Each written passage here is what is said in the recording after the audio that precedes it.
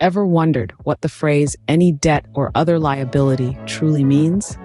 Well, you're in for a treat. Today, we delve deep into the meaning, significance, and implications of this seemingly complex term, simplifying it for a better understanding.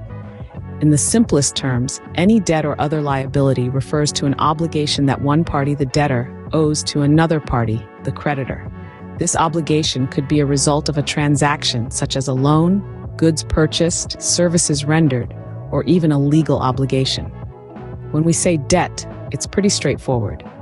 It's money that one party has borrowed and needs to pay back. The borrower or debtor is legally bound to repay the amount to the lender or creditor. Other liability, on the other hand, is a broader term. It encompasses more than just borrowed money.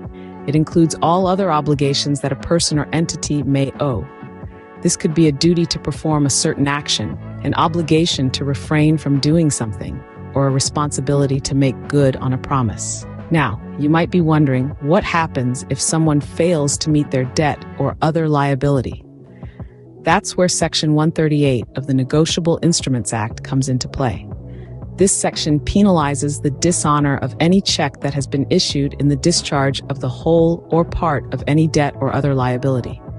In simpler terms, if you issue a check to settle a debt or other obligation you owe, and that check bounces, you could be penalized under Section 138 of the NI Act. Now let's talk about the liability of the guarantor and the principal debtor. When a guarantor signs on to guarantee a loan or other obligation, they're saying, if the principal debtor can't or won't pay, I will.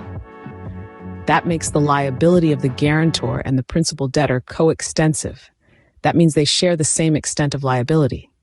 So if the principal debtor defaults, the guarantor is on the hook. The guarantor has a legal obligation to fulfill the debt or other liability. To summarize, any debt or other liability refers to an obligation owed by one party to another. This could be a monetary debt or any other type of obligation.